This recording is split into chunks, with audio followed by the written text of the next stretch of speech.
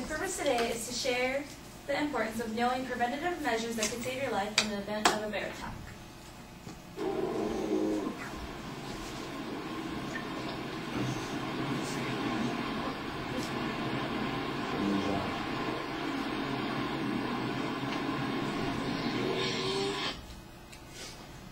Although bear attacks may seem unlikely and highly intimidating, there are ways to prevent them as well as ways to defend yourself should you find yourself in one. You've just witnessed the massive amounts of power contained within a bear.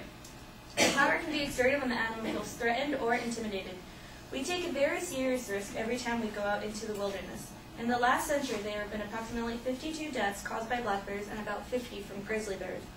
However, as bears accommodate themselves to humans in the wilderness, and people continue to provoke them and be careless with their actions, such as leaving foods in inappropriate containers, their occurrence is believed to be quickly on the rise. As other animals, specifically bears, have adapted to their environment over thousands of years, we have subsequently adapted to ours and become the weaker species when found unprotected. There are 3 species of bears found in North America: the grizzly bear, the black bear, and the polar bear. However, the polar bear is only found in the northernmost reaches of the continent, and therefore I will only be discussing the first 2 aforementioned bears, which are most typically found in our parts of the country. Before knowing how to defend yourself against a bear, you must first know which of the 2 bears you are dealing with, and the defense mechanisms against them differ slightly in certain ways. I will also clarify just how to do that. First on the agenda is Ursus Americanus, more commonly known as the grizzly bear. According to Defenders of Wildlife Organization, a nonprofit organization specializing in the protection and preservation of animals, there are approximately 35,000 grizzly bears in North America. Grizzly bears are mostly found scattered throughout Canada, Alaska, North Dakota, South Dakota, Washington, and Montana. On average, grizzly bears are only about 3 feet tall. However, this height is based on them being on all fours. On their hind legs, they can easily reach over 6 feet and up to 7 feet tall. Their coat colors can range anywhere from white or tan, which are mostly found in Canada, to the more commonly known dark brown colors in the American states. Grizzlies can be identified by a distinct hump composed of a lump of muscles located between their shoulders. If you ever come into contact with a grizzly bear, the first and most important thing to remember is don't run. Grizzlies can sprint up to 35 miles per hour. Grizzly bears are also great swimmers, so one shouldn't feel too safe if there is a river between them, no matter how rough the waters may seem. Here, we see a grizzly bear looking perfectly at home in the water. Fishing bear. There are plenty of fish. The river is teeming with them. But catching them is no easier than catching anything else, especially for an animal so large. As you can see, if you try to swim against a bear, you don't have many good options. If a grizzly bear does come in close proximity to you, seemingly about to attack, you should drop to the ground and fold yourself into your body, more commonly known as the fetal position. In doing this, place your chin to your chest and your hands behind your neck to protect your head as well. The sign of submission causes the bear to lose interest and not feel threatened and hopefully walk away, and leave you alone before any harm is caused. If a grizzly bear encounter reaches the point of an attack, experts say to simply play dead. The bear might flay you around, but grizzlies aren't likely to bite or maul if they do not feel threatened. Once the bear loses interest and leaves, it is important to stay down until the bear is at least 100 yards away from you. Once this has happened, you should make a loud noise to startle the bear before standing up. Now on to Ursus Americanus, which you might be more familiar with as the black bear. Defenders of Wildlife estimates the number of black bears in North America around 600,000, half of which live in the United States. 41 out of the 50 United States and large parts of Canada are inhabited by black bears. Black bears are slightly smaller than grizzly bears. On all fours, they average between 2 to 3 feet. However, on their hind legs, from paw to snout, they can reach anywhere from 4 to 7 feet. Eastern North American black bears are usually black, while western ones have hints of light brown, cinnamon color, and even blonde fur. Unlike the larger grizzly bears, black bears don't have the distinctive hump between their shoulders, a key identifying feature. Just as with the grizzly bear, if you ever come in contact with a black bear, it is important not to run. Black bears can also run up to 35 miles per hour in a sprint. Black bears have very long, sharp, non-retracting claws, which make them perfect for digging trenches and climbing trees. So, faced with the black bear, don't attempt to climb a tree. Here's why.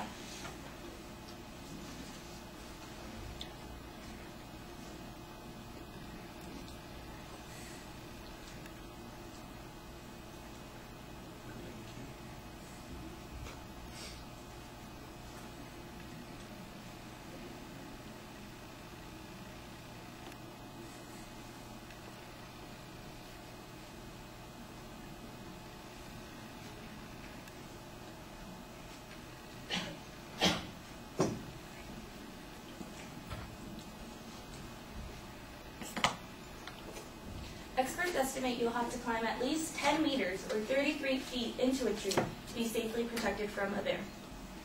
Unlike the grizzly bear, if the black bear appears to be approaching you, you should stand your ground. You should be loud and assertive towards the bear. Black bears are easily intimidated and not as territorial or defensive as grizzly bears. If the approaching continues, experts at Mountain Nature suggest that you fight with anything you have and anything around you, aiming for the sensitive snout and eyes. Black bears are not likely to fight back and will most likely leave the situation. Luckily, bear sightings are far less common than actual attacks.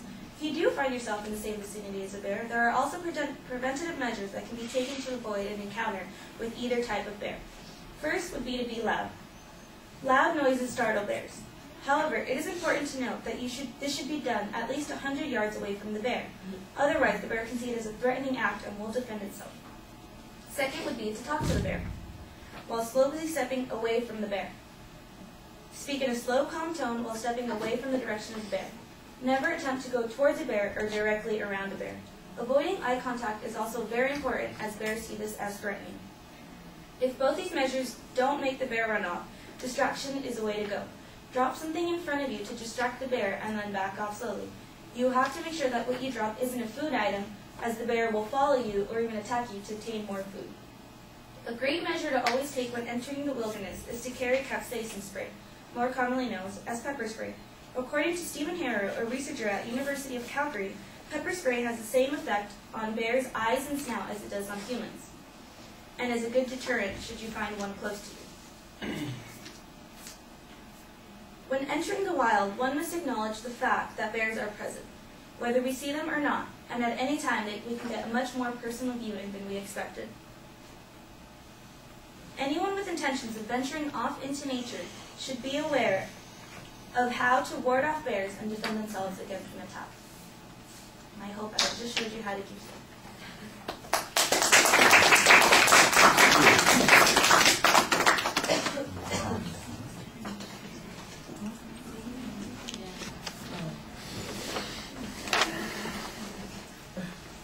So, Kevin, what did you think? Are you here? Yeah. Okay, what did you think? I thought it was a good introduction. It grabbed my attention. Personally, I find it interesting because I like hiking. The speech is very detailed and informative, providing nice visuals, and she had a good costume.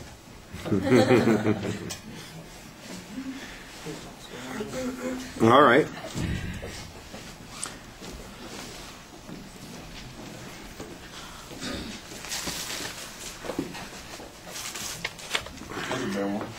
I liked, I think you probably want to have some lead-in to the video clip, show the video clip, and then go with your purpose. Otherwise, it sounds like one of those, my speech today is on kind of statements, and you don't want it to do that. So if you feel like you need to introduce the video clip for your attention device, say something like, here's something that I think you might find a little bit interesting, or here's a pretty dramatic example that brought me to my subject, or something like that, so that we know that you're setting up the video, we get to see the video, and then you say, now my purpose today is to, I think that would work a little bit better. You kind of had it backwards. That's the main criticism I have at the beginning of the speech. Other than that, I thought you had a very clear statement of your purpose, nice justification with the number of bear attacks and deaths at the beginning also. You do a pretty good job previewing what the structure of the speech is going to be, although it took me a second to figure out that you were in fact